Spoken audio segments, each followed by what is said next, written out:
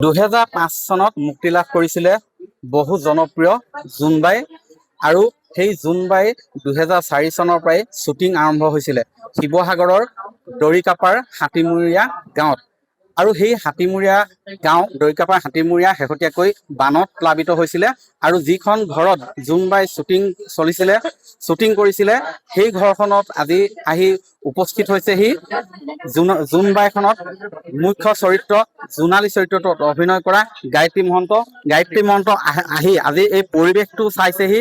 এই ঘৰখন যিহেতু বানত প্লাবিত হৈছিলে মই দেখুৱাইছো, তেওঁ আৱেগিক হৈ পৰিছে যিহেতু 20 বছৰৰ মূৰত আহিছে জোনালী অৰ্থাৎ গায়ত্ৰী মহন্ত এই ঘৰখনলৈ।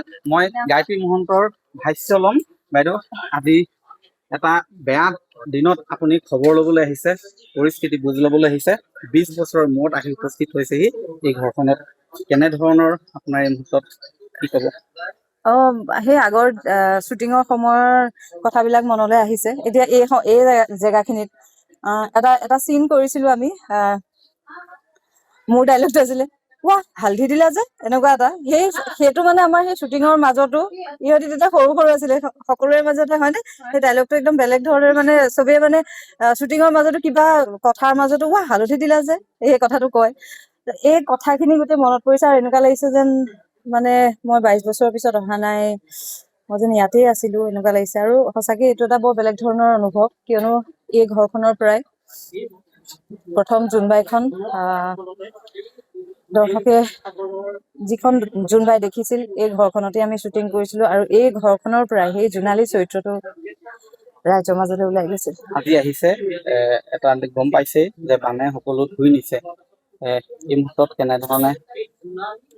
হয়, এই ঘৰখন বানে ধুই নিছে। তাৰ আগতে, বান হোৱাৰ আগতে এই ঘৰখনলৈ আৰু এটা ধুমুহা আহি গ'ল। এই ঘৰখনৰ মূল যিজন ব্যক্তি বৰ্তা, তেখেত ঢুকালে, গতিকে তাৰ পাছতে আকৌ বানে ধুৱাই নিছে ঘৰখন। এটা বেলেগ ধৰণৰ এটা পৰিৱেশ ঘৰখনত বিৰাজ কৰি আছে। আহিলো আজি, বৰমাকো লগ পালো আৰু গোটেই পৰিয়ালৰ মানুহখিনিক লগ পাইছো। ভাল হওক সকলোৰে, অকল এই ঘৰখন বুলিয়ে নহয় দেই, এই গোটেই গাঁওখনৰ লগত এটা আৱেগিক সম্পৰ্ক আমাৰ আছে। যিহেতু এই গাঁওখনতে আমি জোনবাইখন শ্বুটিং কৰিছিলো, ইয়াৰে আশে পাশে বিভিন্ন ঠাইত। আৰু অলপ আগতে এখন দলং অলপ আগলে আছে, কাঠৰ দলং আছিলে আমি শ্বুটিং কৰোতে, এতিয়া সেইখন পকী হ'ল। বেলেগ ধৰণৰ এটা অনুভৱ আজি। হয়, সকলোৰে ভাল হওক আৰু আজি ইয়ালৈ আহি পেলাই সেইটোৱে অনুভৱ কৰিছো। যিখন ঘৰ, যাৰ ঘৰ গৰাকী আছে, জোনবাই য'ত শ্বুটিং কৰিছিলে, সেই ঘৰখনতে আমি উপস্থিত আছো। বাইদেউ, আজি সুদীৰ্ঘ বছৰৰ মূৰত এনেকুৱা বিপদৰ সময়ত মাত এষাৰ দিবলৈ আহিছে, সেই সময়ৰ জোনালী তথা গায়ত্ৰী মহন্তই। তাকে এতিয়া ভাল লাগিছে বাৰু, আহিছে ইমান যে হেৰিয়া দিনত খবৰ কৰিবলৈ আহিছে। তাকে আহিছে কাৰণতে ভালো লাগিছে, বহুত হেৰিও আহিছে বাৰু, সেইবাবেও আহিছে।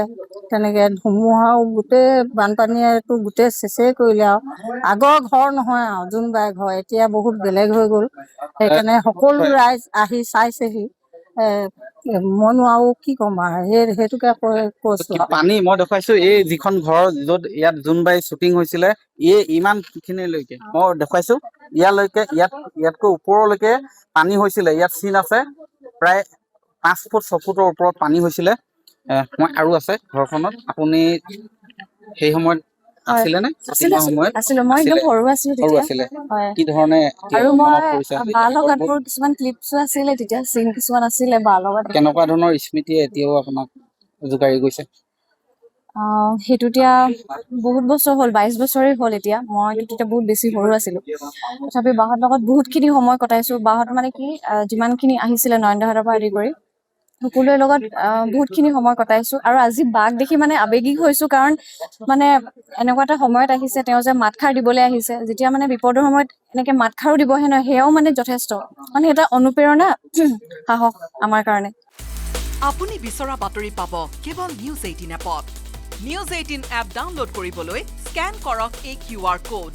গুগল প্লে ষ্টৰতো পাব এই নিউজ 18 এপ।